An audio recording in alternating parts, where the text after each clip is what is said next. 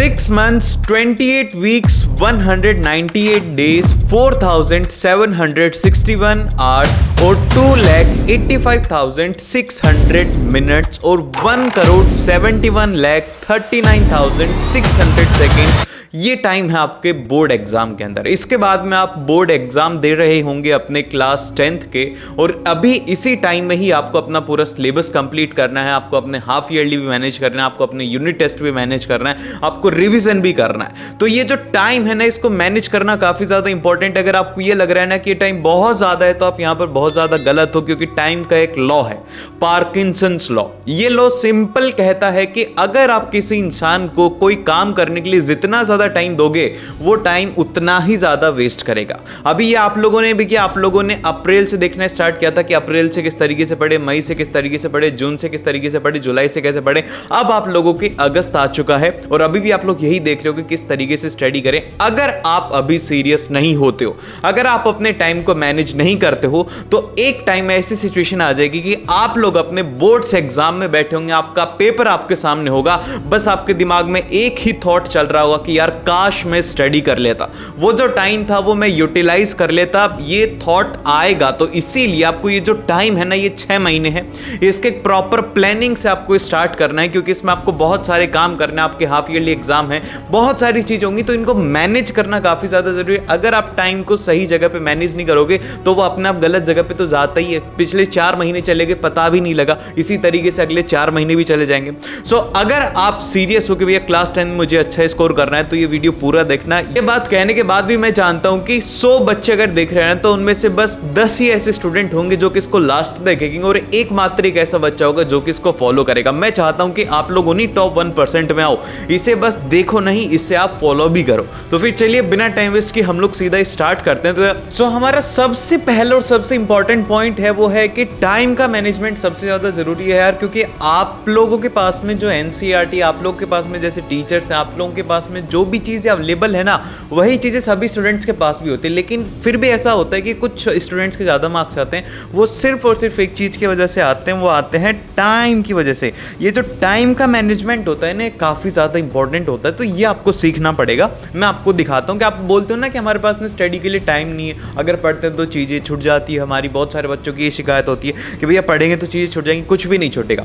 मैं आपको एक हफ्ते के अंदर आपकी पूरा भैया मैं बहुत एम्पल ऑफ टाइम आपको मिलता है, आपको दिन में आपका भी सोच करके देखो। जैसे कि आपकी जो स्कूलिंग है, जैसे कि जो टोटल वीक के अंदर हमारे पास में 168 आवर्स होते हैं, यही सभी के पास में होते हैं। जो टॉपर आएगा उसके पास भी इतने होंगे और इतने ही आपके पास में। अब मान लो कि स्कूलिंग का जो टाइम है वो है 7 घंटे आप जाते हो, 6 दिन आप जाते हो, 42 आवर्स ही हो गया। कोचिंग आप 3 घंटे जाते हो, उसके लिए आपने 18 घंटे अलग से निकाल दी। ये तो भाई अलग है, ठीक है, ये आपका अलग ही टाइम है, इसको तो आपको कुछ करना ही नहीं है, इसमें तो आप जैसे मौज मस्ती करो।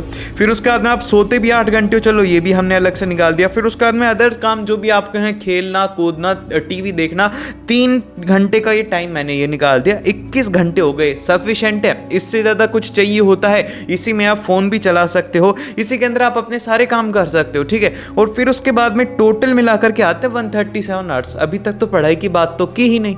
अब देखो 137 आवर्स जो आते हैं, इसके बाद में हमारे पास में हर हफ्ते में 32 घंटे बचते हैं। 32 घंटे, 32 घंटे के हिसाब से पर डे के अंदर हमें 4.5 घंटे मिलते हैं। मैं बोलता हूँ कि 4.5 छोड़ो, तुम 3 घंटे इसे हटा दो, 4 घंटे हटा दो, 3 घंटे में अगर स्टडी करते हो, ये क्लास 10th है, ये कोई कॉम्पिटिटिव एग्जाम नहीं है कि तुम्हें 12-13 घंटे पढ़ने की जरूरत है। नहीं भाई, तुम इसमें 3 से 4 घंटे भी अगर पढ़ते हो तो भी तुम एक अच्छा खासा स्कोर कर सकते हो। लेकिन शर्त ये है कि आपको कंसिस्टेंटली स्टडी करनी होगी। और आप आज एक प्रॉमिस करो कि भैया मैं प्रॉमिस करता हूं, मैं 30 डेज के लिए आपसे प्रॉमिस करके जाता हूं कि मैं पर डे का इतने घंटे पढ़ूंगा। I promise I will study 3 hours और 4 आवर्स, जो भी आप लिखते हो उसको प्रॉमिस करके जाओ और 1 महीने तक उसे फॉलो करके देखो। बस आप 1 महीने तक मेरी बात मानो, आप वो स्टूडेंट बन जाओगे जो कि आप सोचते हो ना कि यार मेरी क्लास में भी वो उसके जैसा बनना है और उसके हमेशा ज्यादा नंबर आते हैं, वो आप बन सकते हो।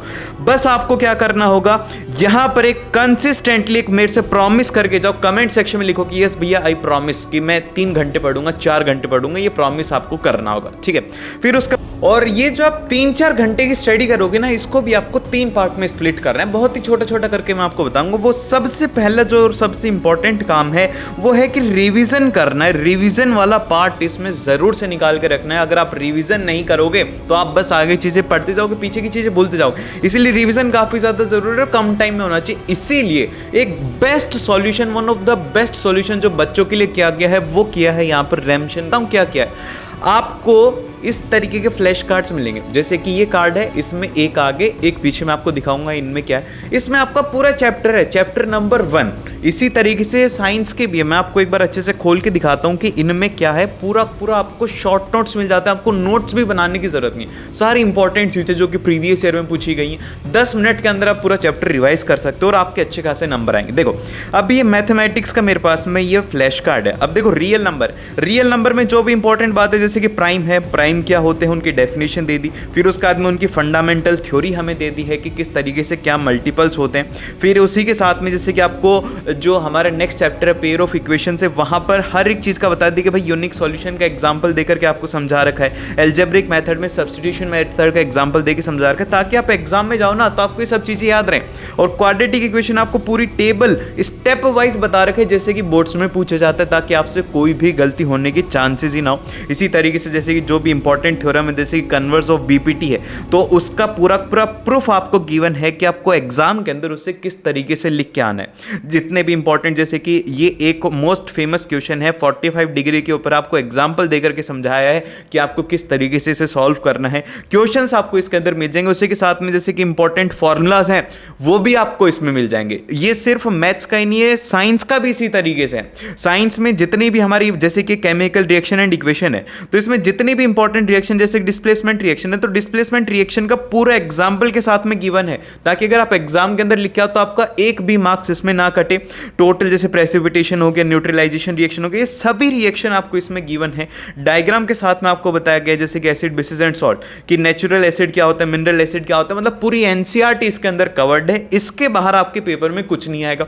और वहीं पर एक बात होती है कि भैया बायो के अंदर तो डायग्राम्स होते हैं, तो इसका भी सॉल्यूशन है यहाँ पर कि इन्होंने जो हम जैसे कि आप कार्बन एंड इट्स कंपाउंड में डायग्राम होगी, डायग्राम के साथ में आपको एक्सप्लेन किया गया है। और बायो के अंदर तो स्पेशल डायग्राम बना करके आपको दिखाया गया है, उनकी लेबलिंग तक करी गई है कि ये कौन सी चीज होती है, जैसे कि ओरल कैविटी क्या होती है, माउथ क्या होता है, फायरिक्स क्या होता है, ईसोफेगस क्या होता है, ताकि आपका एग्जाम के अंदर एक भी नंबर ना कटे।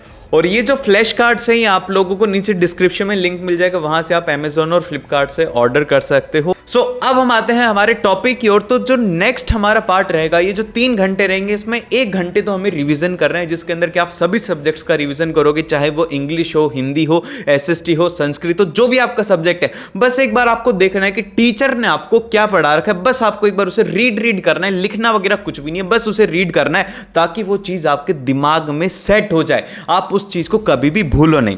फिर उसके बाद में आपको क्वेश्चंस की प्रैक्टिस करनी है, भाई हर दिन क्वेश्चंस की प्रैक्टिस करनी होगी। फिजिक्स और मैथ्स का बस एक ही सिंपल सा फॉर्मूला है कि आपको उसमें प्रैक्टिस करनी होगी। अगर आपको लगता है कि भैया मेरे को तो मैथ्स नहीं आती, तो मैं बोलूंगा कि क्वेश्चंस प्रैक्टिस करो, एनसीईआरटी आप लोग करो, एनसीईआरटी के क्वेश्चंस आप करो, एडिशनल प्रैक्टिस आप करो, प्रीवियस ईयर आप करो, लेकिन प्रैक्टिस आपको हर एक दिन करनी है। फिर इसी तरीके से आपको एक नया चैप्टर भी उठाना है, जो चैप्टर आपके छूट गए हो, तो उनके लिए भी आपको एक टाइम निकालना है। तो इस तरीके से अगर आप अपना टाइम मैनेज करते हो, तो आप स्टडी के लिए कम पढ़ के भी ज्यादा स्कोर यहां पे कर सकते हो। तो क्या बस टाइम टेबल बना लेने से ये सब चीजें हो जाएंगी कि हम अच्छा स्कोर कर लेंगे? नहीं, इसके लिए आपको कुछ थोड़ी सी मेहनत और करनी पड़ेगी। तो इसी के ऊपर आता है हमारा नेक्स्ट पॉइंट है, सेकंड पॉइंट। वो ये है कि आज के बाद आप टू डू लिस्ट मत बनाना। इसलिए मत बनाना क्योंकि टू डू लिस्ट के अंदर कोई भी ऐसा स्टूडेंट नहीं होगा जो कि ये लिखता होगा कि भैया आज मैं फोन चलाऊंगा, फोन का मैंने टाइमिंग सेट कर रखा है, 15 मिनट्स के लिए मैं ये करूंगा, 20 मिनट्स के लिए करूंगा। ये कोई नहीं लिखता। बस स्टडी के अंदर ये लिखेंगे कि भैया 1 घंटे मुझे मैथ करनी है, फिर 2 घंटे मुझे साइंस करनी है, 3 घंटे मुझे एसएसटी करनी है। लेकिन क्या ये यही काम करते हैं सारे दिन? नहीं, आपको अपनी इस लिस्ट को मॉडिफाई करना होगा। इसमें चीजें लिखो कि भैया मैं रील्स देखूंगा ना, इस मोबाइल का टाइम सेट कर लो कि ये मोबाइल मुझे चलाना है 2 घंटे 3 घंटे, जितनी आपकी इच्छा उतना चलाओ, लेकिन उस टाइम के बाद में फोन आपके हाथ में नहीं दिखना चाहिए। इसका एक प्रॉपर टाइम आप बनाओ कि इस टाइम से इस टाइम तक आपको फोन चाहिए। अगर पूरे दिन भर फोन पे लगोगे रहोगे तो फिर हमेशा ही फोन फ़ोन पे लगे रहोगे। तो इसीलिए इसको छोड़ो और स्टडी की तरफ एक प्रॉपर अपनी टू डू लिस्ट बनाओ जिसके अंदर कि आप अपने सारे काम इंक्लूड करोगे।